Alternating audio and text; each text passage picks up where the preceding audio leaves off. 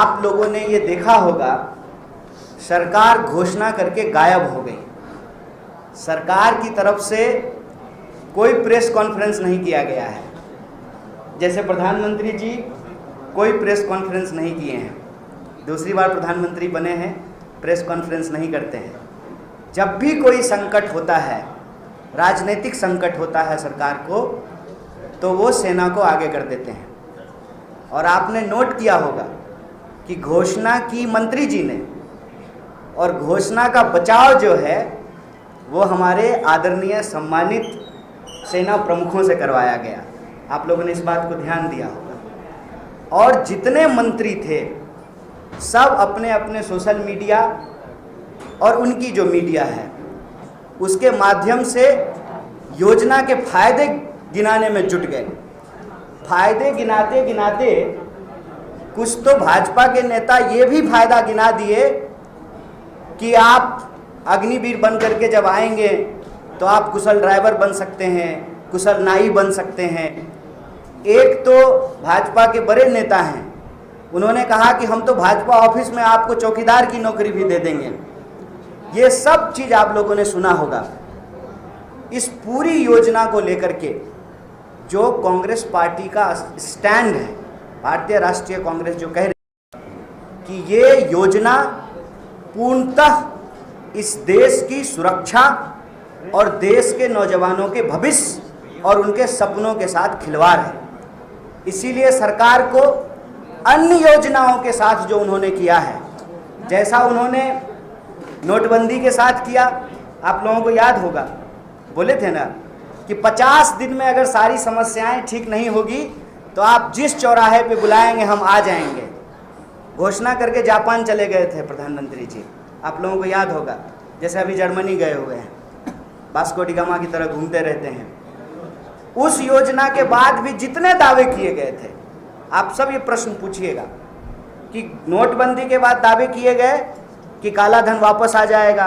RBI ने कहा कि पुराने नोट लगभग वापस आ गए, तो काला धन कहाँ गया?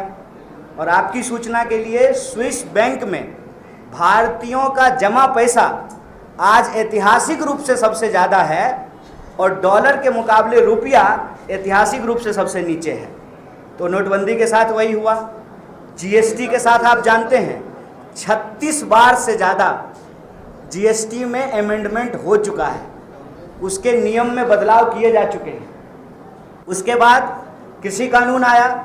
कृषि कानून के वक्त भी बार बार क्या कह रहे थे, कृषि मंत्री कह रहे थे कि किसी भी सूरत में जो है कृषि कानून वापस नहीं लेंगे। चुनाव आया, चुनाव को देखते हुए और किसान जो लगातार 700 से ज़्यादा किसानों ने अपनी शहादत दी, 1 साल से ज़्यादा तक शांतिपूर्ण तरीके से संघर्ष किया, सब तरह के आरोप उन्होंने झेले। क्या क्या नहीं कहा गया किसानों को, सब कुछ कहा गया। आतंकवादी, नक्सली, खालिस्तानी, क्या क्या नहीं कहा गया।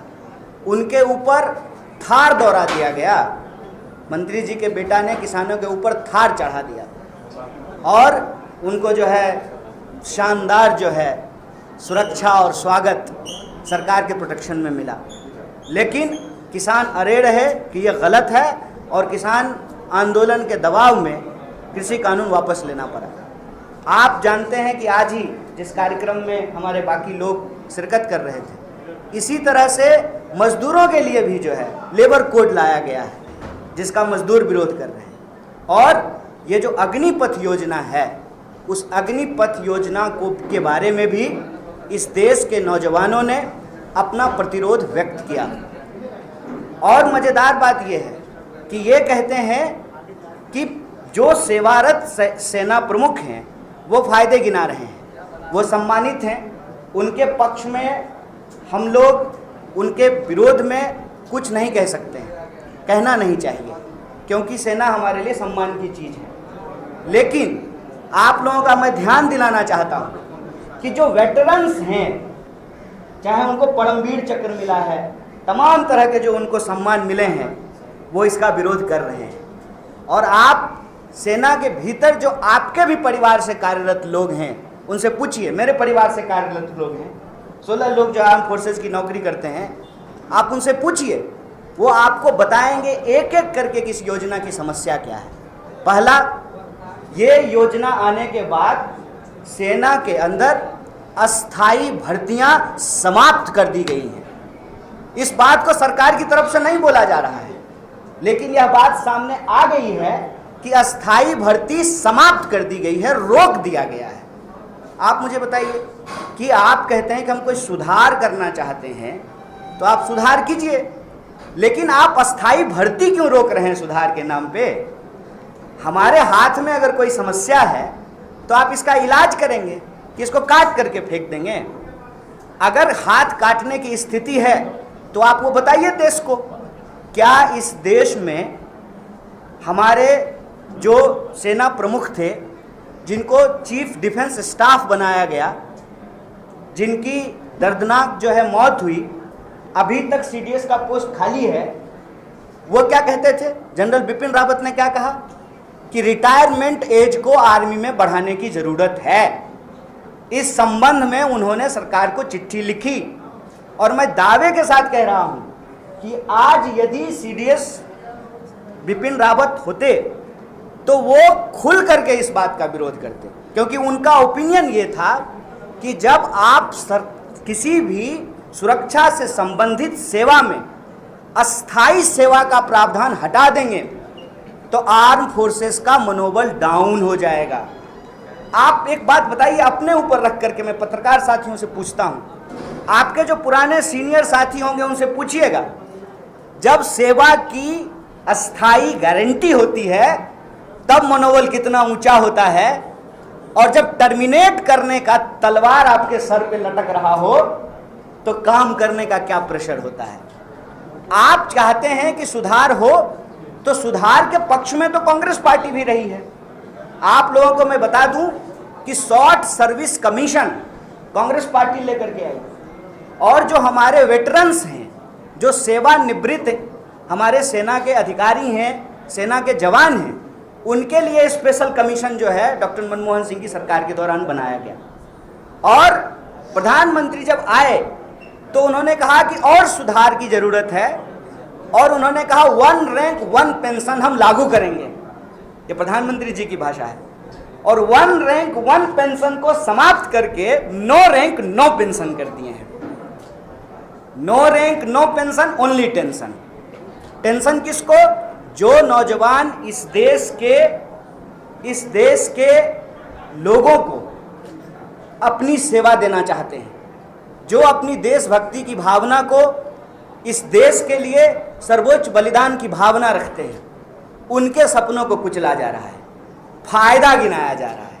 फायदा क्या है कि देखिए, आप भरी जवानी रिटायरमेंट हो जाएंगे, भरी जवानी रिटायर होने के फायदे गिनाए जा रहे हैं।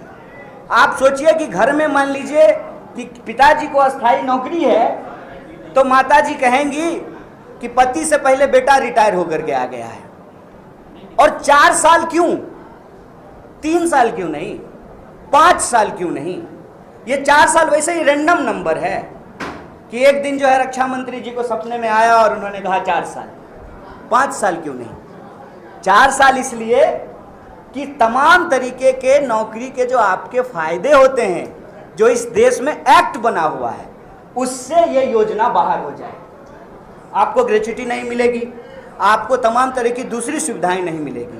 और आपको मैं याद दिला दूं, पहली बार जब योजना घोषित की गई थी तो टीएडीए का भी बात नहीं किया गया था। जब विरोध होना शुरू हुआ तो आनन फानन में जो है 2 अमेंडमेंट लाए गए। मतलब योजना आई ही है, 2 अमेंडमेंट हो चुका है। तो ये लोग इस योजना को लेकर के कितना गंभीर हैं, इस बात को आप समझ लीजिए। कह रहे हैं वॉरफेयर बदल गया है, हमको एवरेज एज जो है वो घटाना है। आप हमको एक बात बताइए, हमने जो है, हमारी सेना ने बड़े बड़े वॉर जीते हैं ना, इसी सेना से। भारत की सेना ने तमाम वॉर जीते हैं, और जितना प्रमुख सम्मान है, क्या वो 30 वर्ष से ज़्यादा या 30 वर्ष के लोगों को नहीं मिला है? तर्क क्या है? असल जो बात है कि छुपा रहे हैं देश से। तर्क ये है कि हमारे देश के बजट में सबसे प्रमुख बजट होता है डिफेंस का। डिफेंस बजट का 40% जो है वो लोगों की सेवा देने के बदले जो उनको सुविधाएं दी जाती हैं उस पर खर्च होता है। ये उसमें बजट कटौती करना चाहते हैं, लेकिन इस बात को ये ईमानदारी से बोल नहीं रहे।